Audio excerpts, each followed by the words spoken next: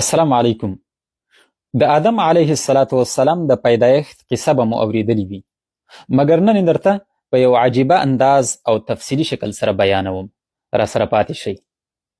آدم علیه السلام الله تعالی کله پیدا که، څه رقم یې پیدا که، او له هغه څخه مخکې په ځمکه باندې څوک اوسېدل او څه شول. د آدم علیه السلام څخه مخکې په ځمکه باندې شیطانان اوسېدل، ابلیس او د هغه اولاده. دوی په ځمکه کې فساد او شرونه شروع کړل، وینې به یې تویولې او په حیواناتو باندې به ظلم کو او قتلول به. الله تعالی ملائکو ته امر وکړه چې ځمکې ته پسې ورشئ او د ځمکې څخه پسې واخلئ.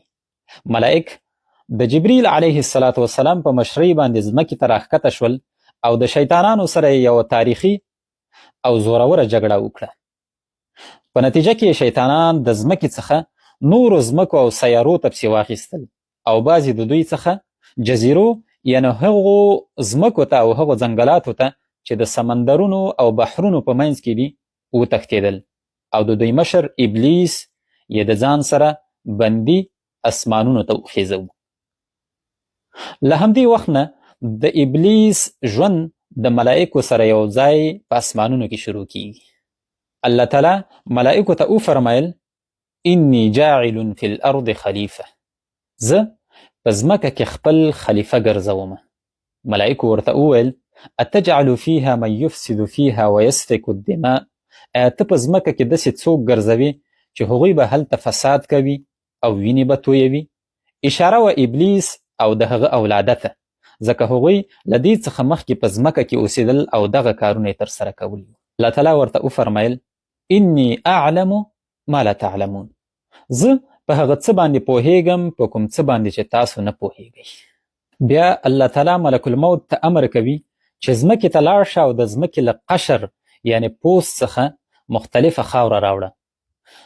ملک الموت ځمکې ته راځي او د ځمکې له قشر څخه مختلفه خاوره په موټي کې وړي.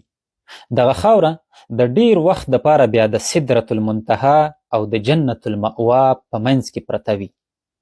ملائک نه پوهیږي، ابلیس نه پوهیږي چې الله تعالی څه کول غواړي، تر دې پورې چې الله تعالی ورته خبر ورکړي انی خالق بشرا من طین، زه د خټې څخه انسان جوړوم، بشر جوړوم.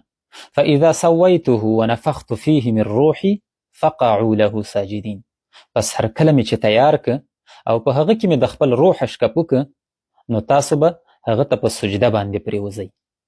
د انسان اولنی شرف ملائکو ته د سجدې کولو امر شوی دی مخکې له دې نه چې د هغه خلقت وشي. بیا چې کله الله تعالی هغه جوړ که، د هغه کالبوت تر ډیر وخته پورې هماغلته پروت و. ملائکو به هم ورته کتل، شیطان به هم ورته کتل. یو ورځ شیطان ابلیس راځي او د هغه په خېټه باندې وارونه کوي او د هغه د خېټې دربا اوري او بیا وایي چې دا خو هسې تشه خالیګاه ده او خالیګاه ته د خوراک ضرورت وي. دا خو نه د ملائکو څخه دی او نه د شیطانانو څخه، هسې تش کمزوری شی دی. په هغه باندې تمسخر او استهزا کوي. له همدغه وخت څخه د شیطان عداوت او دشمنی د انسان سره شروع کیږي.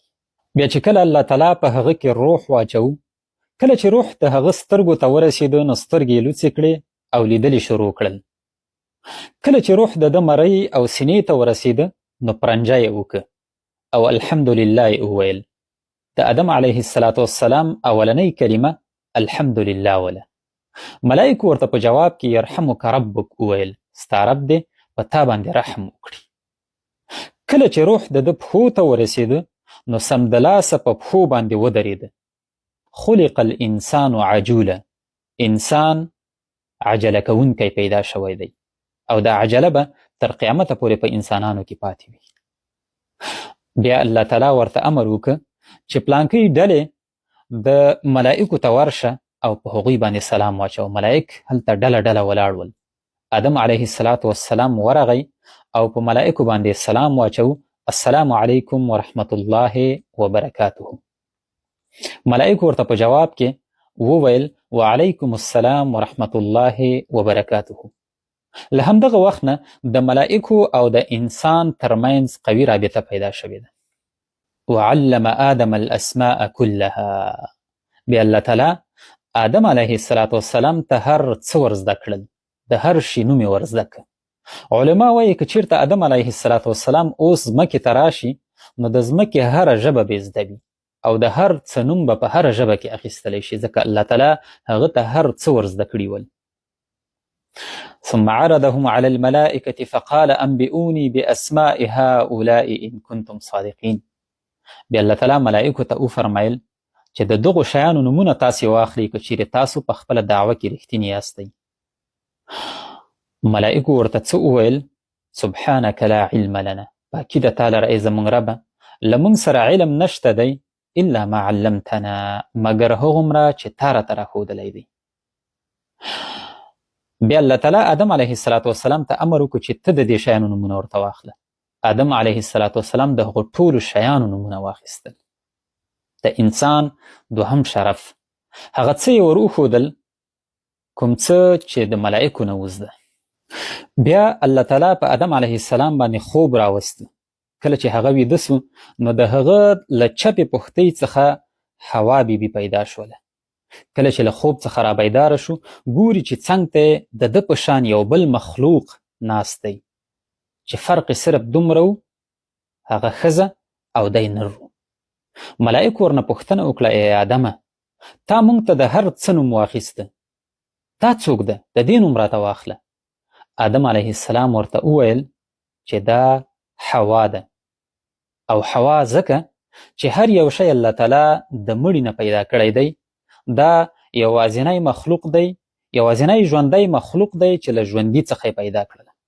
لکه څنګه چې الله تعالی فرمایلی یخرج الحی من المیت و یخرج المیت من الحی. ژوندی له مړي نه راباسي او مړی له ژوندي نه راباسي، مګر حوا بیبي یوازینی مخلوق دی، ژوندی مخلوق چې د ژوندي څخه راوتلی دی. بیا الله تعالی دوی دواړه جنت ته داخل کړل او ورته وی فرمایل فقلنا يا آدم اسكن أنت وزوجك الجنة وكلا منها رغدا حيث شئتما ولا تقربا هذه الشجرة فتكون من الظالمين. پس موږ ورته وویل چې ای آدمه ته او ستا ښځه په دې جنت کې اوسئ او د دې جنت له میوو څخه پریمانه خورئ څنګه مو چې خوښه وي، او دغې ونې ته مه نږدې کیږئ، پس که چیرته ورته نږدې شولئ نو تاسو به د ظالمانو څخه یاستئ. فأزلهما الشیطان عنها فأخرجهما مما كان فيه. شیطان ورغی او دوی دواړو ته خبرې وکړلې، د دروغو قسمونه یې ورته وخوړل. د کومې ونې څخه چې تاسو الله منع کړي یاستئ که چیرته د هغې نه مو خوراک وکړه یا خو به د همیشه دپاره په دې جنت کې پاتې شئ او یا به له تاسو څخه ملائک جوړ شي. د دوی پښې وښویېدلې او د هغې ونې څخه یې خوراک وکړ. د دې په وجه الله تعالی دوی دواړه د جنت څخه راویستل او ځمکې ته یې راولېږل. دا د الله تعالی په تقدیر کې مخکې له مخکې نه لیکل سوي ول، ځکه الله تعالی انسان د ځمکې خلیفه ګرځوه، په ځمکه باندې خلیفه ټاکه. دا یې ورته یو سبب او یو وجه وګرځوله. ویل کېږي چې آدم علیه السلام په سریلنکا کې چې د پخواني هیواد د پخواني هند یوه برخه وه او اوس یو ځانګړی هیواد دی، هلته په یو غره باندې راښکته کړی شو چې د هغه غره نوم جبل آدم دی. ویل کېږي د دغه غره څنګ ته چې اوس هم څوک تیریږي نو د دې غره څخه یوه ځانګړې خوشبو محسوسیږي، هغه خوشبو چې د دنیا په بل هیڅ ځای کې هم نشته ده. دا ځکه چې د آدم علیه السلام سره د جنت یوه پاڼه راښکته کړی شوې وه چې دی ورباندې پټ شوی و. او حوا بیبي په افریقا کې په کومه ساحه کې راښکته کړی شوله. دوی دواړه یو له بل څخه ډېر لرې ول. بیا الله تعالی حجر الاسود چې په هغه وخت کې سپین و او دا د جنت یو کاڼی و، د جنت یوه تیږه وه، هغه راښکته کړل د کعبې سره څنګ ته.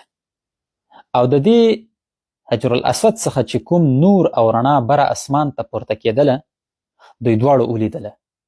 دوی دواړو د دغه نور او رڼا په طرف باندې حرکت شروع کړ تر دې پورې چې بالاخره په مزدلفه کې سره یو ځای او عرفې ته لاړل. په عرفې کې بیا الله تعالی په آدم علیه السلام باندې کلمات نازل کړل د توبې. فتلقى آدم من ربه کلمات فتاب علیه. هغه کلمات چې کله آدم علیه السلام وویل نو الله تعالی د هغه توبه قبوله کړله.